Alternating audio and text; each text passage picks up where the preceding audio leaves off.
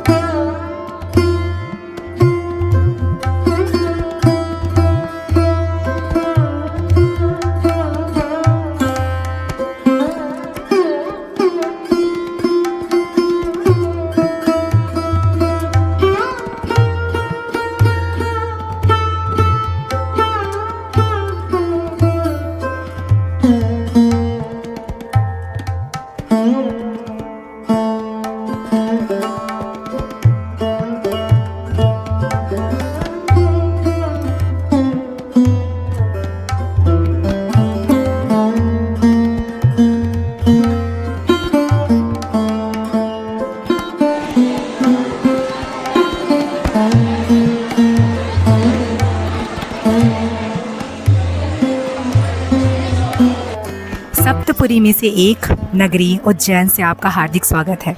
अभी मैं खड़ी हूँ महाकाल के कॉरिडोर में और यहाँ पे बहुत सुंदर सुंदर स्टैचूज बनाए गए हैं। इसको घूमने से पहले एक बार नज़र डालते हैं उज्जैन के इतिहास पे। लगभग 600 बिफोर कॉमन एरा से लेकर ब्रिटिशर्स के टाइम तक ये one of the prominent political centre, spiritual centre और ट्रेड सेंटर के रूप में रही है उज्जैन नगरी। इसकी जो फर्स्ट रिटन हिस्ट्री हमें दिखती है वो दिखती है अवंती किंगडम से, जो 600 बिफोर कॉमन एरा में अवंती किंगडम का कैपिटल हुआ करता था उज्जैन। बहुत ही ये फेमस स्टोरी है कि अशोक यहाँ पे गवर्नर बनकर आए थे और तभी उनको ये एरिया इतना अच्छा लगा था कि यहीं पे पास में विदिशा मर्चेंट की बेटी से उनका विवाह हुआ था और बुद्धिज्म का भी प्रचार प्रसार सांची स्तूपा से बहुत दूर दूर तक हुआ था। उज्जैन महाकाल के लिए जाना जाता है और एक और विशेष चीज के लिए जाना जाता है जो है महाकुंभ। ऐसा माना जाता है कि अमृत की बूंदें 4 शहरों में गिरी थी। एक है हरिद्वार, दूसरा है प्रयागराज, तीसरा नासिक और चौथा उज्जैन।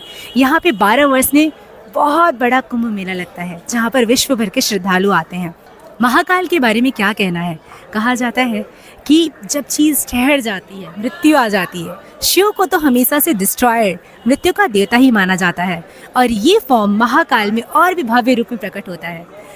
उस मृत्यु के साथ अलंकार को जोड़ते हुए यहाँ पे कई बार भगवान शिव का श्रृंगार होता है।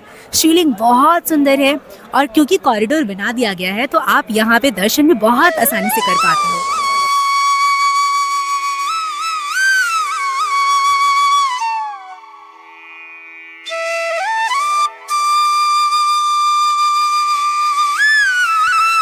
महाकाल का दर्शन करने के बाद वहीं प्रांगण में आपको बहुत सारे ऑटो वाले मिल जाएंगे जो कि पूरी उज्जैन के मंदिर का दर्शन कराएंगे आपको। मात्र 500 या 600 रुपये वो लेंगे आपसे और 2 से ढाई घंटे का समय सुबह में लगता है। जैसे जैसे दिन चढ़ने लगता है उन्हीं मंदिरों के दर्शन में और ज़्यादा भीड़ होती है जिसकी वजह से समय ज़्यादा लगता है और चार्जेस बढ़ते जाते हैं। लेकिन 8 बजे तक 10 बजे तक मान के चलिए बस आपको 400-500 देना होता है और आप सारे मंदिर, संदीपनी मंदिर, काल भैरव मंदिर, ये सारे मंदिरों का दर्शन कर सकते हो और शिप्रा नदी को भी एंजॉय कर सकते हो।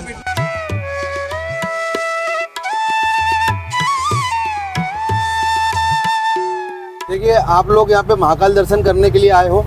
आपको महाकाल दर्शन करने से क्या फल प्राप्त होता है और महाकाल यहाँ क्यों है उसके बारे में जानकारी। सबसे पहले तो अपन जब बाबा महाकाल के दर्शन करते हैं तो अपन उनके लिए विशेष हो जाते हैं।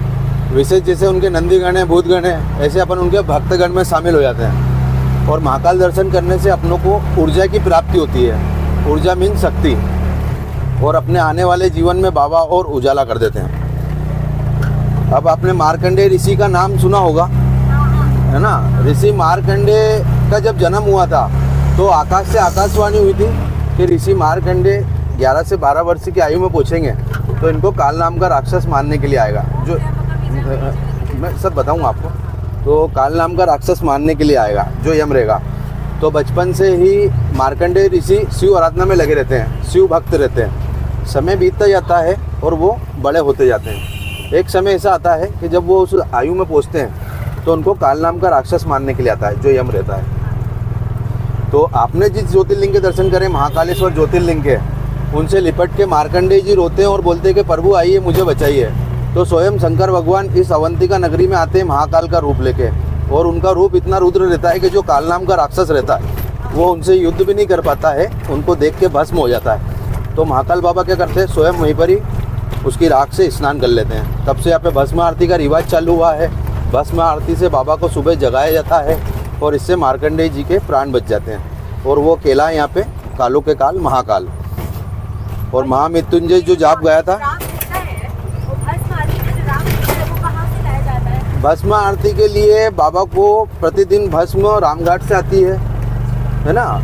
ये जो मुर्दा रहता है उसकी राख रहती है, उससे सुबह बाबा को आरती से जगाया जाता है, भस्म आरती से। शांतिपनी आश्रम, यहाँ पर कृष्ण बलराम सुदामा जी पढ़ाई करने के लिए आए थे गोकुल से पैदल, है ना। हाँ, और उन्होंने मात्र 64 दिन में संपूर्ण शिक्षा प्राप्त कर ली थी, 64 डेज।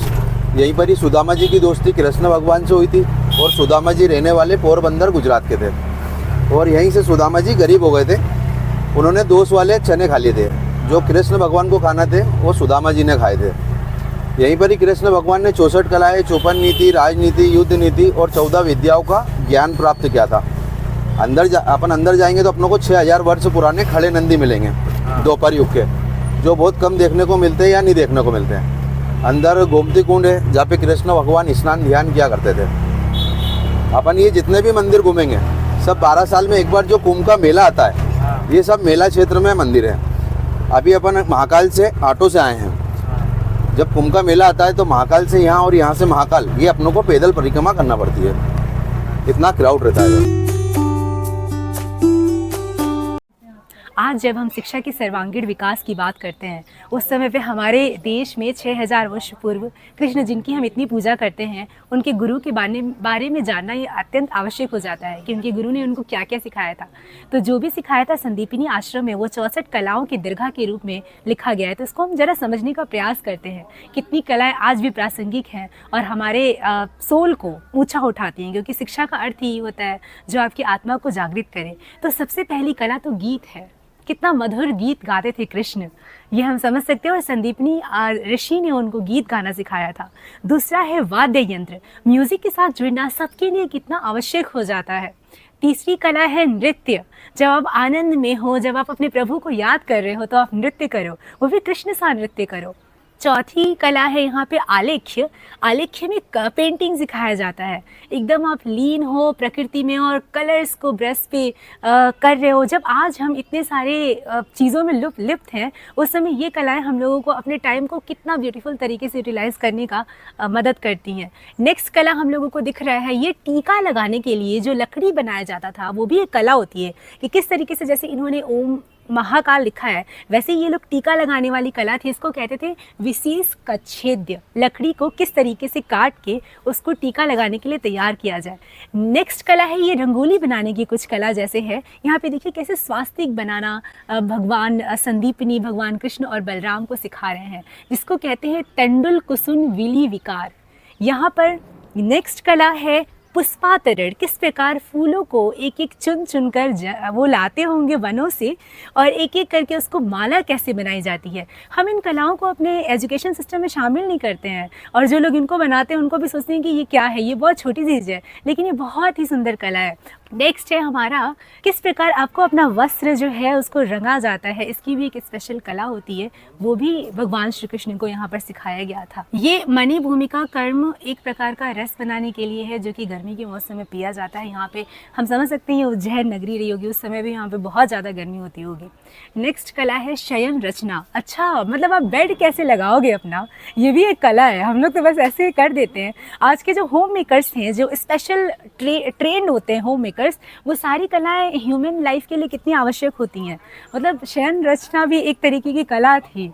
ये है यहाँ पे पानी है, जैसे कि हम लोग ये लेक देखे हैं गोमती कुंड, उसमें ही किस प्रकार से एक लकड़ी लेके एक आवाज़ निकाली जा सकती है, उसको हम कहते थे जल तरंग, वो भी एक कला के माध्यम से सिखाया जाता था। नेक्स्ट है उदका घात। यहाँ जल क्रीड़ा भी संदीपिनी जी कैसे अपने शिष्यों को सिखा रहे हैं वो हम देख सकते हैं कि एक गेम का इतना अच्छा स्पोर्ट, नदी है और उसमें एक तरीके से तैराकी जल क्रीड़ा है जिसको सिखाया जा रहा है। ये है चित्रास्थ योगा, इसमें भी कोई चित्र बनाने की ये बात की जा रही है। माल्य ग्रंथन, यहाँ पे भी अलग अलग पुष्पों का माला बनाने का ही कला सिखाया जा रहा है। सिर पे किस प्रकार से आपकी पगड़ी बनाई जाती है, जैसे कृष्ण जी को तो डिफरेंट पगड़ी पहनाया जाता है, तो वो उसकी भी एक कला होती है। वो तो हम जानते हैं कि एक टाई भी पहनना होता है, तो उसकी भी एक कला होती है। तो ये छोटी से छोटी कला तक संदीपिनी ऋषि द्वारा कृष्ण जी को सिखाया जा रहा है। ये है नेपथ्य प्रयोग, जिसमें बताया जा रहा है कि आप अपने बॉडी को कैसे ड्रेस कर सकते हो। कृष्ण जी का तो ड्रेसिंग सेंस भी बहुत ही यूनिक था, तो अब हमें पता चलता है कि वो यूनिकनेस कहाँ से आता है। खुद संदीपिनी ऋषि ने उनको बताया है कि ड्रेस कैसे करना है आपको। ये है कर्ण पत्र भंग, यहाँ पे ये कला सिखाई जा रही है कि किस तरीके से आपको अपने कान को छेदना है। मतलब इतना बेसिक स्किल, कितना इंटरेस्टिंग होता होगा। अभी भी अगर हम बच्चों को ये सिखाएं तो वो मज़े से सीखेंगे कि अच्छा कान कैसे छेदना होता है। क्या हमें कह दिया जाए कि किसी बच्चे का कान छेदना हो तो हम छेद पाएंगे? हिम्मत ही नहीं होगी कि उसको टच कर पाएँ। तो ये बहुत बेसिक कला, हाँ, उसको पहना कैसे जाता है, उसको छेदा कैसे जाता है। और यहाँ पर वो ऐसे कह रहे हैं कि नहीं, आराम से, धीरे से, इस तरीके से। गंध युक्ति, ये भी कला, मतलब आश्चर्य करने वाली ये बात है कि उनको गंध युक्ति भी सिखाया जा रहा है कि किस प्रकार से पुष्पों से हम डिफरेंट सेंट्स निकाल सकते हैं। एक इंसान जीवन को किस प्रकार सबसे उत्तम बनाया जा सकता है, ये हमें कृष्ण की शिक्षा से पता चलता है। ये है भूषण योजन, अपने भूषण को कैसे तैयार किया जाए। आभूषणों को अपने से पत्थर ला के, इतने डिफरेंट सुंदर जो पत्थर हैं उसको बुन के किस प्रकार से तैयार किया जाए। उस समय पे युद्ध की कलाएं भी बहुत आवश्यक होती थीं, तो शिक्षा में ही युद्ध की कलाएं सिखाई जाती थी। इसमें इंद्रजाल है कि किस प्रकार से आप अपने जो एनिमी है उसको भटकावे में डाल सकते हो। तंत्र के अनुसार किस प्रकार से आप अपनी ब्यूटी को इन्हांस करते हो, उसको कहते थे हम लोग कौचुमार कला। जैसे आजकल फेशियल होता है, पार्लर में जाते हैं, बट ये है कि हमारे यहाँ एक्सपर्ट्स हैं और कृष्ण के अंदर ही संदीपिनी ऋषि ने सब कलाएं बताई थी। हस्तालाघव, ये जैसे आजकल हम ये बात करते हैं कि कोई भी काम कितना फास्ट कैसे करे, फास्ट रीडिंग कैसे करे, फास्ट राइटिंग कैसे करे, तो यहाँ पे संदीपिनी आश्रम ये कला सिखा रहे हैं कि कोई भी काम हो, चाहे वो नहाना हो, चाहे कपड़े धुलना हो, चाहे आर्ट हो, चाहे नृत्य हो, कुछ भी, वो आप जल्दी से जल्दी कैसे कर सकते हो और दूसरे को आश्चर्यचकित कर सकते हो कि देखो मैंने तो पहले कर दिया। ये कला है, इसमें ये बताया जा रहा है कि किस प्रकार से डिफरेंट फूड बनाया जा सकता है। संदीपिनी ऋषि ने उनको ये समझाया कि किस प्रकार से आप डिफरेंट फूड प्रिपेयर कर सकते हो। अगली कला है किस तरीके से आप डिफरेंट ड्रिंक तैयार कर सकते हो। ये भी एक बहुत बेहतरीन कला थी जो खाने में ही सम्मिलित थी। यहाँ पर ऋषि बता रहे हैं उनको कि किस तरीके से आप डिफरेंट क्लॉथ्स बना सकते हो। अपना सिविंग्स बताई जा रही है। यहाँ पे बहुत सारा कॉटन होता था, तो कॉटन के यूज़ से आप डिफरेंट जो मंदिरों में चीज़ें यूज़ होती है उसको आप कैसे बना सकते हैं। यहाँ पे बताया जा रहा है कि किस प्रकार से ऋषि ने उनको वीणा वाद्य और अलग इंस्ट्रूमेंट को बजाना बताया था। देखो, पहेली सॉल्व करना हमेशा से एक बहुत इंटरेस्टिंग फैक्ट रहा है, तो यहाँ पे ऋषि बता रहे हैं कि किस प्रकार से तुम पहेलियों को सॉल्व कर सकते हो। ये कला ऋषि बता रहे भगवान को कि तुम कविता की रचना कैसे कर सकते हो। दुर्वायक योग में ये बताया जाता था कि आप डिफरेंट वर्ड्स जो कठिन होते हैं उसका प्रोनाउंसिएशन कैसे कर सकते हो। अभी हम यूट्यूब पे देख लेते हैं कि इस वर्ड को प्रोनाउंस कैसे करते हैं। पुस्तक वाचन, किताब को कैसे पढ़ा जाता है, what is the skill of book reading, इसमें इन्होंने बताया था। आप ड्रामा कहते थे रविन्द्रनाथ टैगोर कि आपको एक परिपक्व इंसान बनाता है, तो ऋषि यहाँ पे भगवान श्री कृष्ण को ड्रामा आर्ट के बारे में बता रहे हैं। डिबेट स्किल यहाँ पे भगवान को बताया जा रहा है। यहाँ पे भी कुछ बांस की जो चीजें बनती हैं, वीविंग बताया जा रहा है कि कैसे आप वीव कर सकते हो। ये हमें कुछ भी नहीं आता है, ये सारे स्किल्स। एजुकेशन सिस्टम हमारा इस तरीके से पूरा का पूरा फेलियर है। पॉट्स कैसे आप अपने हाथों से बना सकते हो और उनको सजा सकते हो। यहाँ पे बढ़ई का काम भगवान श्री कृष्ण को संदीपिनी ऋषि द्वारा बताया जा रहा है। यहाँ पे किस तरीके से आप अपने घर को क्रिएट कर सकते हो, उसको कहते थे वास्तु विद्या। संदीपिनी ऋषि द्वारा ये भी बताया गया है भगवान श्री कृष्ण को। अब डिफरेंट मेटल्स जैसे कि आपको मिल रहे हैं प्राचीन काल में, तो आप कैसे बता पाओगे कि ये सोना है। अभी इतने साइंटिफिक मेथड्स नहीं थे, तो उस समय पे संदीपिनी ऋषि बता रहे हैं कि आप डिफरेंट मेटल्स को कैसे रिकॉग्नाइज कर सकते हो। यहाँ पे ये मेटालर्जी के बारे में एजुकेट डेडिकेट किया जा रहा है भगवान को। साइंस ऑफ कलरिंग, जेम्स को डिफरेंट डिफरेंट कैसे कलर किया जाता है। किचन गार्डनिंग का स्किल भी संदीपनी ऋषि द्वारा यहाँ पे बताया जा रहा है। ये सारे स्किल्स मुझे सीखने हैं। डिफरेंट डिफरेंट जैसे एनिमल्स का स्पोर्ट कराया जाता था, तो उसको कैसे अरेंज कराया जा सके, यहाँ पे भी संदीपनी ऋषि भगवान श्री कृष्ण को ये समझाने का प्रयास कर रहे हैं। ओह, दिस इज़ वेरी इंटरेस्टिंग। अभी हम लोग देखते हैं कि कैसे हमारे तोते कभी कभी ह्यूमन लैंग्वेज बोलने लगते हैं, तो वो भी एक ट्रेनिंग होती है, कोई भी ये नहीं कर पाता है। तो this is also art. And Sandipani Rishi यहाँ पे पूरा जंगल रहता होगा और वहाँ पे चीज़ों को इकट्ठा करके वो बताते होंगे कि किस तरीके से चीज़ें मतलब पक्षियाँ बोल सकती हैं। So this is the art of massaging. यहाँ पे संदीपनी ऋषि ये भी बता रहे हैं कि कैसे शरीर के दर्द को पूरे मसाज के साथ ख़त्म किया जा सकता है। वहाँ पे गुप्त मैसेजेस बहुत ज़्यादा हुआ करते थे, तो उसको कैसे डिकोड किया जाए, कैसे लिखा जाए, ताकि सिर्फ आप जिसको भेजना चाहते हैं वही पढ़ पाए। कोड लैंग्वेज उसमें बहुत सारे होते थे, उसको कैसे डिकोड किया जाए, यहाँ पे कृष्ण को ये समझाया जा रहा है। आप कैसे, अगर आप दूसरे कंट्री में जा रहे हो और उनकी भाषा आपको नहीं आती है, तो कैसे आप अपनी इन्फॉर्मेशन को उनके सामने रखोगे, ये भी एक कला होती है। आज गूगल ट्रांसलेटर है, बस उस समय नहीं हुआ करता था। एक कैसे आप एक पूरी की पूरी डोली बनाओगे जिसको फ्लावर से आप सजा सकते हो, ये भी एक आर्ट था। क्या चीज़ सही है और क्या गलत है, इसमें डिफरेंशिएट करना एक बहुत मुश्किल काम हुआ करता था, और ये गुरुओं का ही काम है कि वो हमें बताएं। पानी में चलने वाले डिफरेंट चीज़ों को हम नाव से लेकर और ऑटोमेटिक मशीन तक कैसे बना सकते हैं, हवा से कैसे वो चल सकता है, उसको संदीपनी ऋषि द्वारा बताया गया है। जो भी आपने सीखा है उसको याद कैसे रखें, ये भी एक कला होती है। इसको भी ऋषि ने कृष्ण जी को बताया है। स्क्रिप्चर्स को और अच्छे से कैसे पढ़ा जाए और चीज़ों को समझा जाए, ये भी बताया गया है। यहाँ पे एक स्पोर्ट्स एक्टिविटी है और कंपटीशन एक्टिविटी है कि ज़्यादा से ज़्यादा आप लोटस को कैसे कलेक्ट कर सकते हो। यहाँ पे डिक्शनरी का नॉलेज डिकोड कराया जा रहा है संदीपनी ऋषि द्वारा। पिंगल ऋषि ने बहुत सारे छंदों का निर्माण किया था, उसको कैसे पढ़े और कैसे डिकोड करे, छंदों को कैसे समझे, ये भी समझाया गया था। ये देखो, ये भी एक कला होती है कि हम कैसे दूसरे को अप्रिशिएट कर सकते हैं, ये भी ऋषि उनको स्पेशली समझा रहे हैं। अब देखो, जहाँ कहते हैं ना हम कृष्ण को कि नटवर लाल है, उनको तो अधिकतर ये जो नाटक की कला है वो ऋषि ही सिखा रहे हैं। एक तरीके की ये भी कला है कि कैसे आपके जो बड़े वस्त्र हैं वो छोटे दिखे और छोटे वस्त्रों को ऐसे पहनो कि वो बड़े दिखे। अरे ये भी एक कला है कि किस तरीके से आप डिफरेंट टाइप्स ऑफ गैम्बलिंग सीख सकते हो। आर्ट के फॉर्म में आप डिफरेंट गैम्बलिंग कर सकते हो। यहाँ पे सिखाया जा रहा है भाई महाभारत काल का सबसे बड़ा गेम, जो कि है डाइसेस को प्ले करना। तभी तो कृष्ण कहते हैं तुमने एक भी बार मुझे याद किया कि मैं खेलूं तुम्हारी ओर से पासा।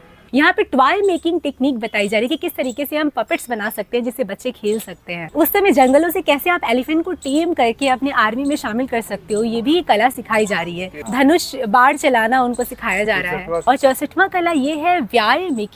यहाँ पे ये व्यायाम करने के जो डिफरेंट चीजें होती हैं उसको किस तरीके से आप यूज कर सकते हो और अपने बॉडी को हेल्दी रख सकते हो। तो ये 64 कलाएं थी, हमारी 64 कलाओं की दीर्घाएं थी, जिसमें से सारी कला आज भी रेलिवेंट है।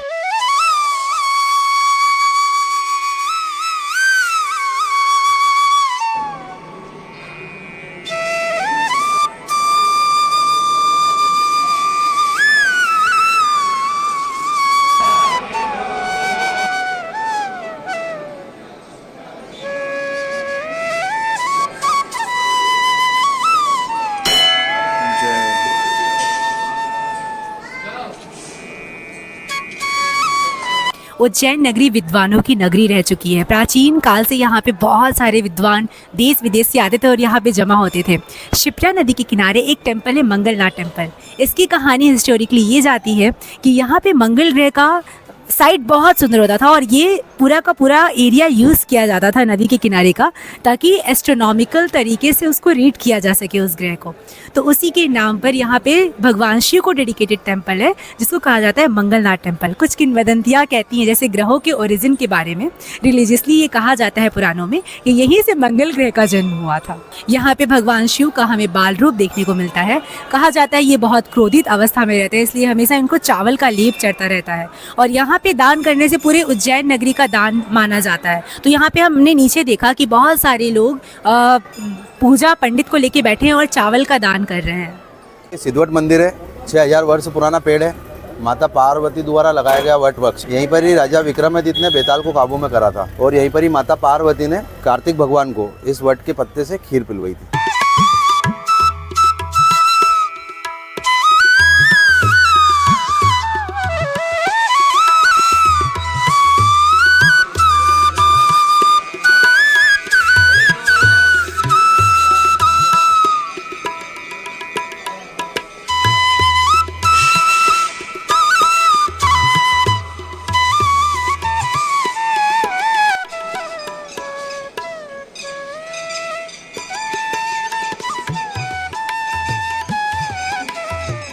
क्षिप्रा नदी के किनारे हजारों साल से अनेकों कहानियां पनप रही हैं। उनमें से एक कहानी का मुख्य अंश ये भी है, ये जो है वो सिद्धश्री सिद्धनाथ का मंदिर है और कहा जाता है कि ये वृक्ष जो है वो 6000 वर्ष पुराना है और स्वयं पार्वती जी ने इसका वृक्षारोपण करा था।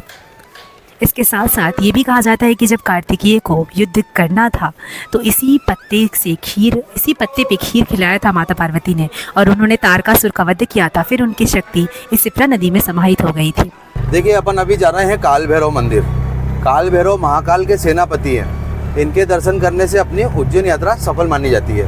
इनको मदिरा का भोग लगता है। मदिरा से बाबा को मदिरा पिलाने से अपने जितने भी काल कष्ट वगैरह रहते हैं ये सब दूर हो जाता है। काल कष्ट।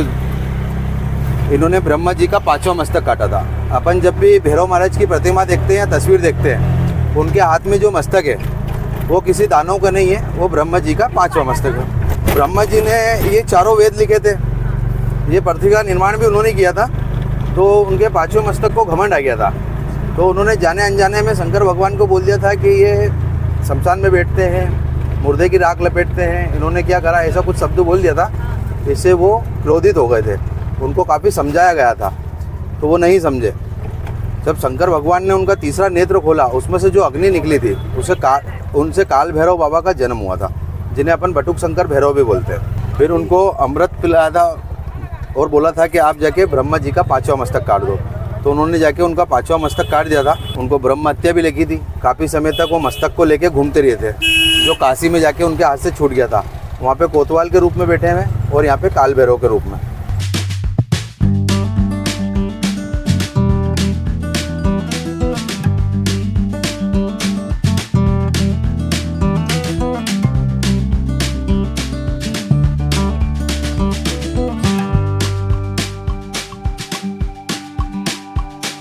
काल भैरव मंदिर से आपका स्वागत है।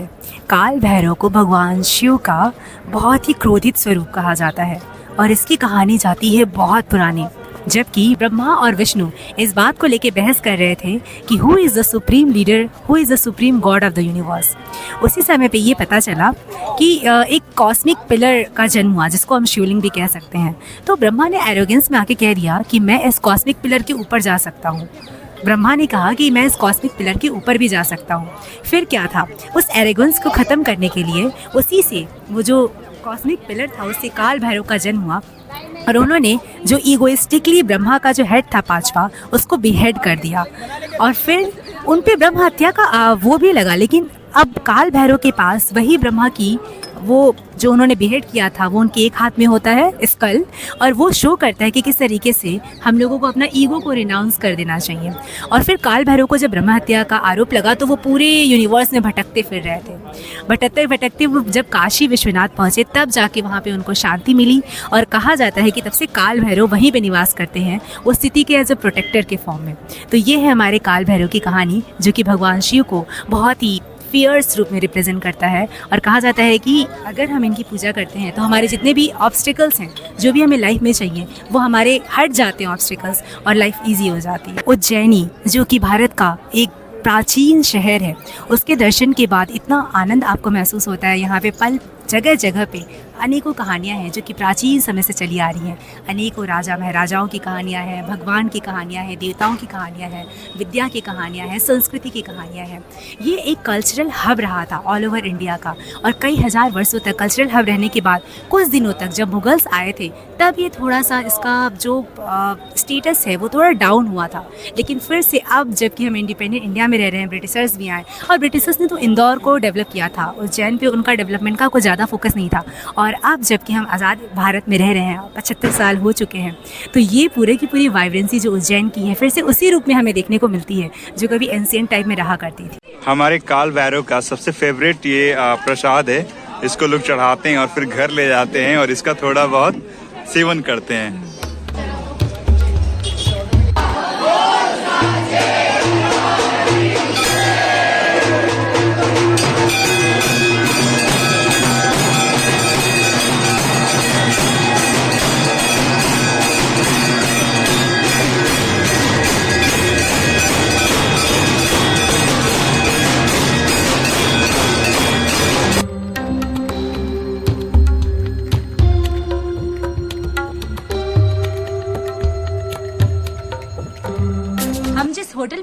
है वहाँ पे हम लोगों ने ये थाली ऑर्डर की है, डिलक्स थाली, जो उज्जैन स्टेशन के पास ही है।